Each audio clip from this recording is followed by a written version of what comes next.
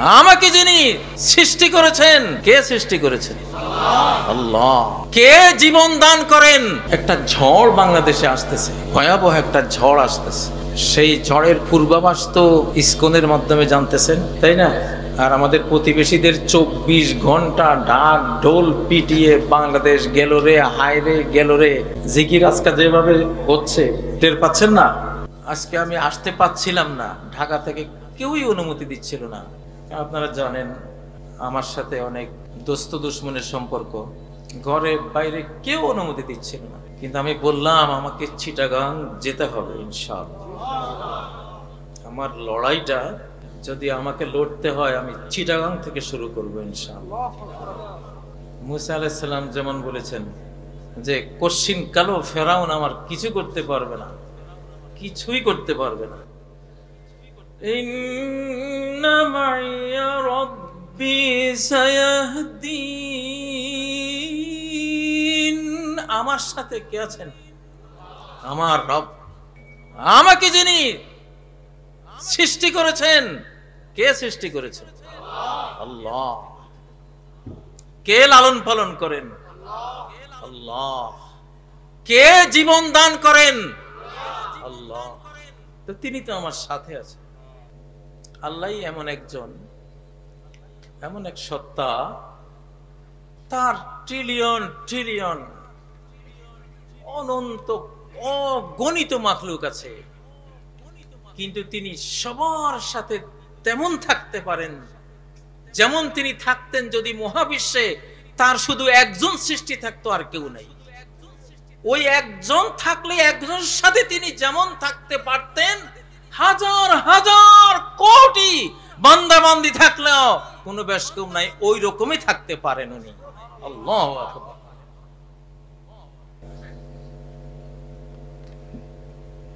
এই জন্য আপনি মনে করবেন যে হে আল্লাহ, হে আমার রব, তোমার তো আমি ছাড়া কেউ নেই, আপনি বলতে পারেন।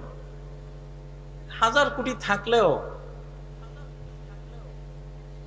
একজন থাকলে উনি যেমন আপনাকে সঙ্গ দেবেন, হেদায়েত দিবেন, শক্তি দেবেন, সাহায্য দেবেন, হাজার কোটি থাকলেও সেরকমই দিতে পারবেন, কোনো বেশ কম নাই। কোরআনে আছে না নাই? সূরা লোকমানের মধ্যে কিভাবে আল্লাহ বুঝ দিয়েছেন আমাদের। মা খালকুকুম ওয়ালা বা'থুকুম ইল্লা কানাফসিন ওয়াহিদা। কুল মাখলুককে সৃষ্টি করা, মৃত্যুর পরে আর আবার সমস্ত সৃষ্টি জগৎকে জীবিত করা, কানাফসিন ওয়াহিদা, একজনকে সৃষ্টি করা একজনকে জীবিত করার মতো তার কাছে।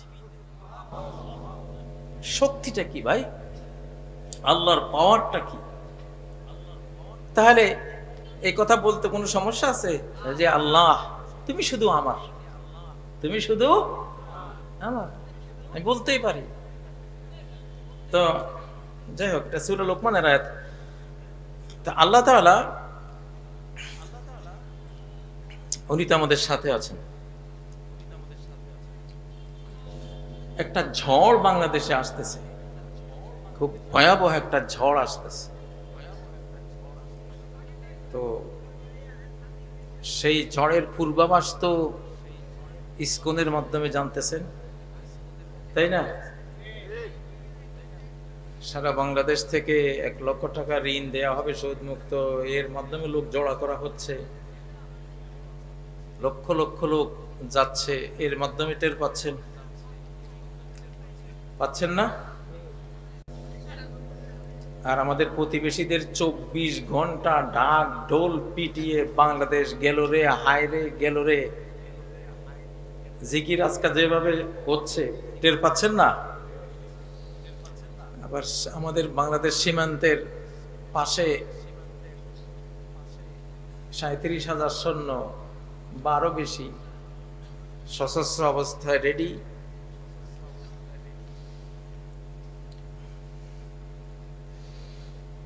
এই দেশের ভেতরে দেশ বিরোধী চক্রান্তের একটার পর একটা সিলসিলা চলছে।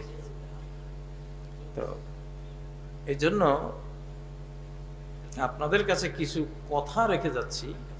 ওয়াজ তো আমার আগে যথেষ্ট হয়েছে, আলহামদুলিল্লাহ অনেক কথা হয়েছে। তো 5ই আগস্টের যে আন্দোলনটা আপনারা করেছেন, আগামী 4 বছরের আন্দোলনের ডিজাইন, আন্দোলনের পদ্ধতি ওইটাই হতে হবে, ওই রকম হতে হবে। কিরকম? 5ই আগস্টের মতো। কিসের মতো? কিসে আন্দোলন? টুপি টাপি নাই, টুপি নাই, মাফলারও নাই, অনেকে দাড়িও নাই, বুঝার উপায় নাই এটা কি মুসলমান না অন্য কি, এটা কি জামাত, এটা কি শিবির না এটা কিছু, বুঝার উপায় ছিল সেদিন? যা আছে অন্তরে, যা আছে কোথায়? অন্তরে। আগামী 4 বছর পর্যন্ত, কয় বছর? 4টা বছরের আন্দোলনগুলো ওইভাবে করবেন। তাহলে কারণ ওই দিনের প্রত্যেকটা জিনিস আপনাদের অনুকরণীয়, অনুসরণীয়। সেই দিন ইয়াউমুন মিন আইয়ামিল্লাহ, আল্লাহর বিজয়ের দিন সমূহের একটি দিন ওই দিনটা। ওয়াযাক্কিরহুম বিআইয়ামিল্লাহ,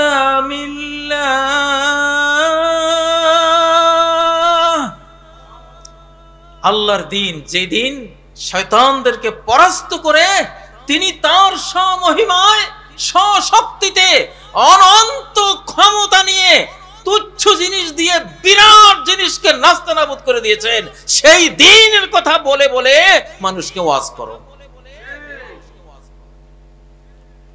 সেই দিনটা বর্তমান শতাব্দীর বিশ্ব বিশ্রুত, বিশ্ব বিখ্যাত একটি দিন।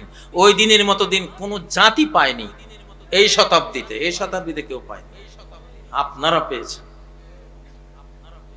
আমি দুবাইয়ে বসে আপনাদের সাথে ছিলাম,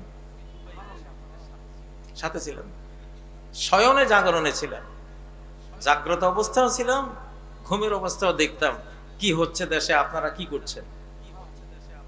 যখন যেটা লাগতো ওইটা রব্বুল আলামিনকে দিয়ে আয়োজন করাতাম। আপনারা কি মনে করেন আমরা পৃথিবীর যেখানেই থাকি, মহানবী যদি ইকতারাবাতিস সাআতু ওয়ানশাক্কাল কমর শুধু ইশারা করেছিলেন, চাঁদ 2 ভাগ হয়ে গেছে। শক্তি কার কাছে? আল্লাহর কাছে। আমাদের মূল আক্রমণ লোহা লঙ্কর দিয়ে না, মূল আক্রমণ সেজদা দিয়ে। আল্লাহর কসম করে বলছি, জেলখানার প্রতিটি সেজদায় এমন এমন আক্রমণ করেছি, কেউ বাঁচতে পারে না এই আক্রমণ থেকে।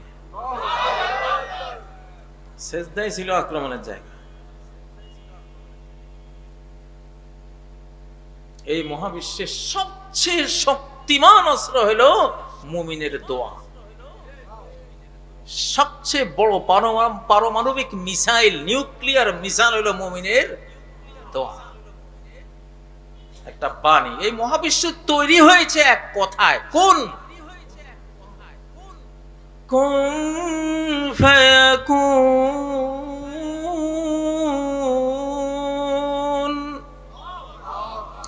কুন ফায়াকুন। আমার আল্লাহ তিনি একটা পরিকল্পনা করে সব ঠিকঠাক করে কমান্ড করেন, হও, সাথে সাথে হয়ে যায়। কথাই আপনি সুবহানাল্লাহ বলেন, গোরেসাত লাহু নাখলাতুন ফিল জান্নাত, তিরমিজির হাদিস, সাথে সাথে জান্নাতে আপনার নামে একটা বিশাল খেজুর গাছ, ফলবান বৃক্ষ ওখানে হয়ে গেল। একটা কথা, একটা কি কথা।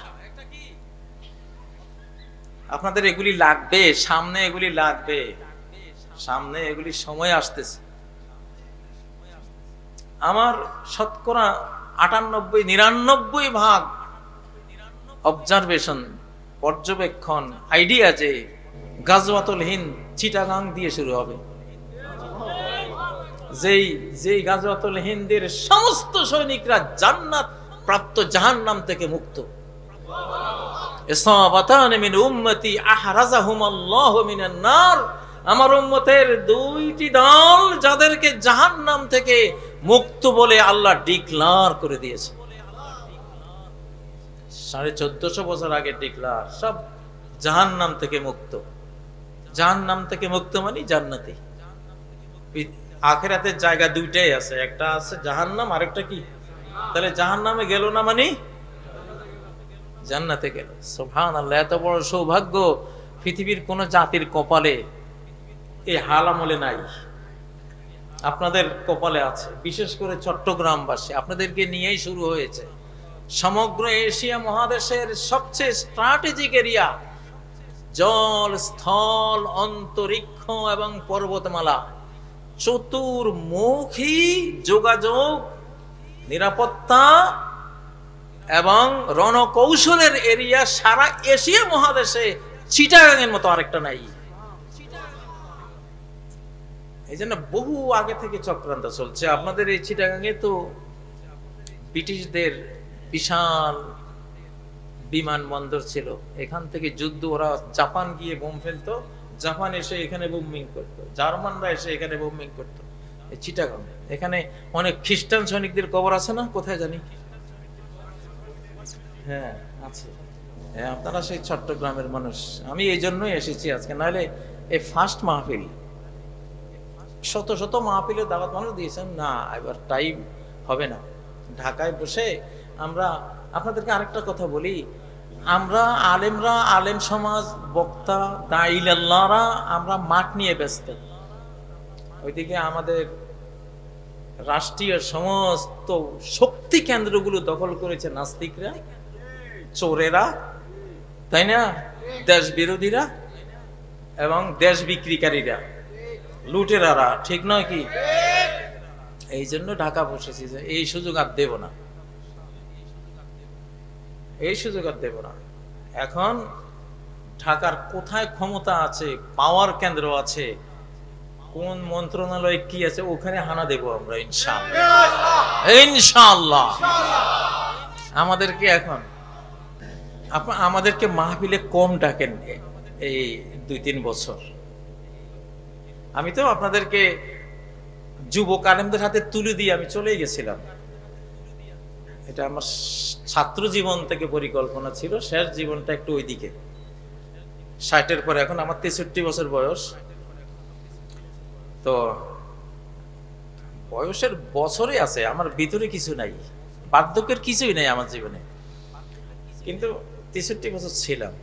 আজকে নটরডাম কলেজে কালকে মাহফিলে আল কোরআন বিতরণী একটা অনুষ্ঠান চলছিল, আল কোরআন একাডেমি লন্ডনের, উনি এটা দিয়েছেন, এই যে এটা আল কোরআন একাডেমি লন্ডনের, এটা ইউনাইটেড মুসলিম উম্মাহ।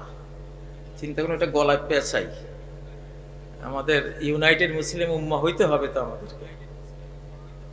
তো ছাত্রদেরকে বলছি, দেখো তোমরা পাঞ্জা লাগলে আমার সাথে কেউই পারবে না, কারণ পুরান গাড়ি শক্ত বেশি, ঠিক না? আজ থেকে 30 বছর আগের গাড়ি, এখনকার গাড়ি লাগলে ফসকে যাবে এগুলো, ঠিক না? আমার লগে এখানে পুরান অনেক লোক আছে মাশাআল্লাহ। তোমাদেরকে আমরা দুর্নাম করছি না, কিন্তু এইটা হলো তোমরা খাও ফার্মের মোরগ ভাই, আমরা তো খাইছি এমন মোরগ, তোমাদের মোরগ তো এতটুক বেড়া থেকে লাভ দিয়ে পার হইতে পারে না।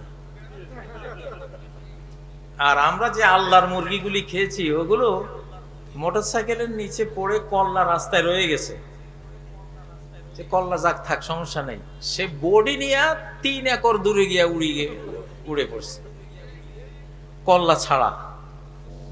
আমরা তো সে আল্লাহর মুরগিগুলি খাইছি, খাই, তোমরাও খাও, আল্লাহর গুলি খাইও। যাক, তো বলতেছিলাম একটা ঝড় আসতেছে। কি আসতেছে? ঝড়, তুফান আসতেছে, জাতীয় তুফান। এই জন্য 5ই আগস্টে স্টাইলে আন্দোলন করবা। সব জায়গায় টুপি দেখাইও না, শুধু ওয়াজ মাহফিলে টুপি। আর বাকি সব জায়গায় টুপি দেখাইও না ভাই, বরং পাঞ্জাবিও দেখাইও না, শার্ট। আর দেখলে বোঝা যাবে আস্থা একটা বেনামাজি, কিন্তু ভিতরে ইমানে ভরা। وقال رجل مؤمن من آل فرعون يكتم إيمانه الله أكبر। ফেরাউনের পার্লামেন্টে এক ইমানদার বসা, পাক্কা মুসা আলাইহিস সালামের উম্মত, কিন্তু উপরে ফেরাউনের মন্ত্রী। দেখতে ফেরাউন, দেখতে কি ফেরাউন, ভিতরে মুসা। উপরে ফেরাউন, ভিতরে মুসা। আমাদের এখন এরকম দরকার, এরকম দরকার। এটা কৌশল, এটা কি কৌশল। আমি তো ভাই ছাপ নিতে পারবো না, নিলেও সবাই চিনবে। তোমরা যারা অত মিডিয়ায় আসে না, তোমরা যদি টুপি খুলে শার্ট গায়ে দিয়ে হাঁটো, চেনার উপায় আছে? দাঁড়িয়ে রাখা এখন ফ্যাশন, দাঁড়িয়ে এখন যারা ওই সন্ত্রাসী টেরর ওরা বেশি রাখে, একটু কালো সাইজ করে রাখে, ওটা ফ্যাশনেবল দাঁড়িয়ে রাখে। দাঁড়িয়ে এখন সমস্যা না, লম্বা রাখলে সন্দেহ করবে, একটু ছোটখাটো দেখলে সন্দেহ করে না। এই কথাগুলি বলছি এই জন্য রে ভাই, সামনে যদি ঝড় আসে, মিশরের মুরসির আর মুরসির যারা ফলোয়ার ছিল লক্ষ লক্ষ, ওদের মতো যাতে তোমাদেরকে বাছাই করে শেষ করতে না পারে। কারণ তোমরা এই দেশের, তোমরা আগামী মুক্তিযুদ্ধের মুক্তিযোদ্ধা ইনশাআল্লাহ। যদি দেশ আক্রান্ত হয়, বাংলাদেশ যদি কোনো আগ্রাসনের শিকার হয়, আমরা ডেথ ফোর্স তৈরি করে ফেলবো, মৃত্যু সৈনিক ইনশাআল্লাহ। কি মৃত্যু সৈনিক? আবু সাইদ, ঠিক না? আবু সাইদ তৈরি করে ফেলবো ইনশাআল্লাহ। অবস্থা পর্যবেক্ষণে রেখেছি আমরা। যুগ চেঞ্জ হয়ে গেছে, যুগ পাল্টে গেছে, এখন ইসলামের সূর্য উঠে গেছে অলরেডি। কোন চক্রান্ত, আমরা জীবন দিতে, আমাদের জীবন নেওয়া হবে আল্লাহ শহীদ হিসেবে কবুল করার জন্য। জীবন যাবে, বাট দেশ যাবে না ইনশাআল্লাহ, দেশ যাবে না, আমাদের প্রতিপত্তি যাবে না, প্রতিপত্তি এরকমই থাকবে এখন ইনশাআল্লাহ। যত বড় ঝড় আসুক, যত বড় রক্তগঙ্গা বই যাক, এই দেশ থেকে ক্ষমতা নিতে পারবে না ইনশাআল্লাহ। ওইটা ক্লিয়ার, রেজাল্টটা দিয়ে দিলাম তোমাদেরকে। কারণ একবার যখন ভোর হয়, তখন অন্তত আর রাত আসে না। ওয়া ইন্না ইয়াওমান ইনদা রাব্বিকা কাআলফি সানাতিন মিম্মা তাউদ্দুন। তোমার রব যদি একটা দিন আনে, এই দিনের লেংথ কতটুকু জানো? এই দিনের দৈর্ঘ্য কতটুকু জানো? 1000 বছর। বাংলাদেশে যেই পরিবর্তনটা হয়েছে রে ভাই, এটা 5ই আগস্টে একটা পরিবর্তন হয় নাই, একদিনের পরিবর্তন হয় নাই, 100 বছরের পরিবর্তন হয়েছে। একদিনে 100 বছরের পরিবর্তন হয়ে গেছে, দিল পরিবর্তন হয়ে গেছে মানুষ। যেখানে যাই, যে অফিসে যাই, অফিসাররা দাঁড়িয়ে সম্মান করে। তো বুঝি এটা তো হওয়ার কথা ছিল না, তাহলে এটা তো 5ই আগস্টে একদিনের পরিবর্তনটা হয় নাই, বা আগস্ট জুলাই শুধু 2 মাসের পরিবর্তনটা হয় না, একটা শতাব্দীর পরিবর্তন হয়েছে। আমাদের শক্তির উৎস আকাশে। কোথায়? আকাশে। প্রিয় বন্ধুরা, 5ই আগস্টের স্টাইলে আন্দোলনগুলো করবেন, নির্বাচনের প্রস্তুতি নেন, কিন্তু নির্বাচনের প্রস্তুতি যদি নেন 50%, যুদ্ধের প্রস্তুতি নিতে হবে 100%। কোনটা যে আগে আসবে? নির্বাচন আগে আসবে না যুদ্ধটা আগে আসবে? লক্ষণ কি বলে? লক্ষণটা ওই রকম। বিশ্ব এখন অনিরাপদ, বিশ্ব এখন অনিরাপদ। ইউক্রেন রাশিয়ার কথা অলরেডি পার্শ্ববর্তী দেশ থেকে বলাই হয়েছে। যে তোমরা সৈনিকরা ওইদিকে তাকাও।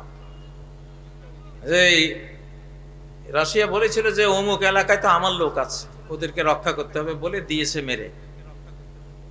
বাংলাদেশ নিয়ে তো এমন গল্প চলছে কিনা, চলছে। অতএব যুদ্ধের প্রস্তুতি মানে কি? আমি বলেছি মাটির নিচে যাইতে।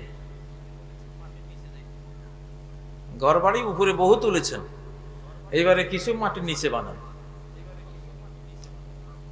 নুআইম ইবনে হাম্মাদের কিতাবুল ফিতান বইতে আছে, একটা যুগ আসবে তোমরা যাহরুল বাতনুল আরদে খায়রুল লাকুম মিন যাহরিহা, তখন পৃথিবীর উপর থেকে পৃথিবীর নিচটা তোমাদের জন্য বেশি নিরাপদ হবে। আল্লাহু আকবার। মধ্যপ্রাচ্যের যুদ্ধে দেখছেন না, যদি ভিতরে না যাইতো ওরা অস্তিত্ব থাকতো, ওই পোলাপানগুলি ভেতরে চলে গেছে, আল্লাহ তাদেরকে বুদ্ধি দিয়েছে, তারা ওই হাদিসা অনুসারেই কিন্তু মাটির নিচে চলে গেছে। চিটাগাঙের সেই সুযোগ আছে না নাই? বহুত আছে। মাটির নিচে চলে যান। এই কথাগুলি আমি একটা ওয়াজ হিসেবে বলতেছি না আপনাদেরকে, আমি মনে করবেন যে এই লোকটা একটা কমান্ডার, আমি কমান্ড করে যাচ্ছি, কমান্ড করে যাচ্ছি আপনাদেরকে। মাটির নিচে বানান যেমনে পারেন, মাটির নিচে বাংকার বানান। সব রাষ্ট্র বানাইতেছে, পারমাণবিক যুদ্ধ আসলে মাটির নিচে না গেলে বাঁচতে তো পারবেন না। মাটির নিচে পানি থাকলে মানুষ বাঁচে। মাটির নিচে কূপ যদি 100 হাত গভীর হয় আর কূপের নিচে যদি পানি থাকে, আপনি 100 হাত নিচে বাঁচতে পারবেন, কারণ পানিটা তো অক্সিজেন। পানির মধ্যে কি থাকে? অক্সিজেন থাকে। ইউসুফ আলাইহিস সালামকে কূপে যখন ফেলে দিয়েছে, উনি বেঁচে ছিলেন না মরে গেছিলেন? যদি পানি না থাকতো মারা যেতেন।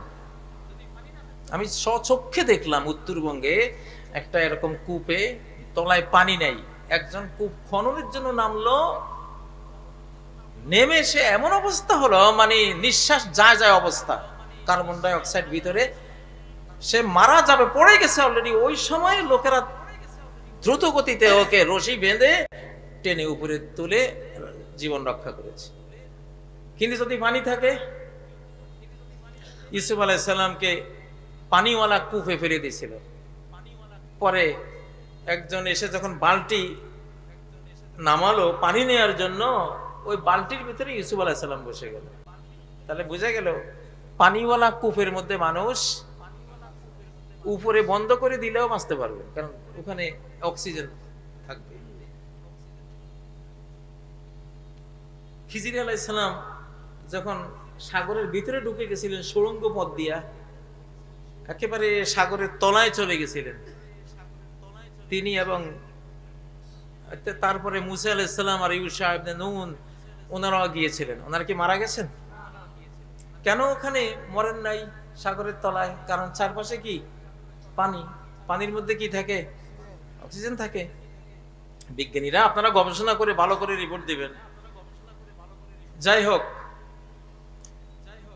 সম্মানিত ভাইয়েরা, বিপদ আসার আগে বিপদ বুঝতে হয়। বিপদ আসার আগে বিপদ বুঝতে হয়। প্রস্তুতি নিলে কি কোনো সমস্যা? সমস্যা। প্রস্তুতি আমরা নিতেই পারি। আমরা যুদ্ধ চাই না। আমরা কি যুদ্ধ চাই? আমরা যুদ্ধ চাই না। নবীজি বলেছেন সাল্লাল্লাহু আলাইহি, আল্লাহর কাছে নিরাপত্তা চাও। কি চাও? নিরাপত্তা চাও। আল্লাহর কাছে কখনো যুদ্ধ চাইও না। কিন্তু যুদ্ধ এসে পড়লে কাপুরুষ হইও না। যুদ্ধ এসে পড়লে সর্বশক্তি দিয়ে মোকাবেলা করবে, ঠিক না? প্রিয় ভাইয়েরা, তো আপনাদেরকে কিছু আধ্যাত্মিক ঈমানি শক্তি আপনাদেরকে নিতে হবে। এই পৃথিবীতে সকল শক্তির উৎসকে ইন্নাল কুওয়াতা লিল্লাহি জামিআ, শক্তি পুরোটাই কার? আল্লাহ। 5ই আগস্ট আপনারা দেখেছেন, শক্তি পুরোটা কার? সব পুলিশ কার পক্ষে ছিল? সরকারের, ফ্যাসিবাদের পক্ষে ছিল। র্যাব কার পক্ষে ছিল? সৈনিকরা, সচিবরা, পার্শ্ববর্তী বিশাল দেশ ভিতরের আমলা কামলা যা আছে সব তাদের পক্ষে। আল্লাহু আকবার। ফুলাফাইন গেছে কোটার জন্য, ওরা গোটা দেশের জন্য তো যায় নাই, ওরা গেছে কিসের জন্য? কোটার জন্য। আল্লাহ কয় তোরা কোটার জন্য আসছিস, আমি গোটাটা দিয়ে দিচ্ছি তো ওদেরকে, রাখ। তোদের শক্তিতে তোরা কোটা পর্যন্ত যাইতে পারবি, এর বেশি যাইতে পারবি না, কিন্তু আমার শক্তিতে আমি গোটা পর্যন্ত। আল্লাহু আকবার। وتودون أن غير ذات الشوكة تكون لكم। বদর যুদ্ধে নবীজি যাচ্ছিলেন, কাফেলা ওই যে সওদাগরের কাফেলাটা দখল করবেন, আর যেগুলি অস্ত্রশস্ত্রওয়ালা শক্তিওয়ালা ওনার যে 313 জন, এটা দিয়ে এত বড় বাহিনী কি করবেন? ওনার ওটা নিয়তে নাই। আল্লাহ কয় মুহাম্মদ তুমি আসো, খালি তোমাকে সওদাগরের কাফেলা দেব না, সশস্ত্র সৈনিকদের কাফেলা পুরোটাই তোমারে দিয়ে দেব। সুবহানাল্লাহ। আল্লাহ কি না পারেন। 5ই আগস্ট আমরা বুঝলাম পুলিশ বাহিনী দিয়ে কোনো কাজ হয় না। আল্লাহু আকবার। কাজ হইলে তো সেদিনে হইতো। ইয়াদউ মিন দুনিল্লাহি মা লা ইয়াদুররুহু ওয়া মা লা ইয়ানফাউ যালিকা হুয়াদ দালালুল বাঈদ।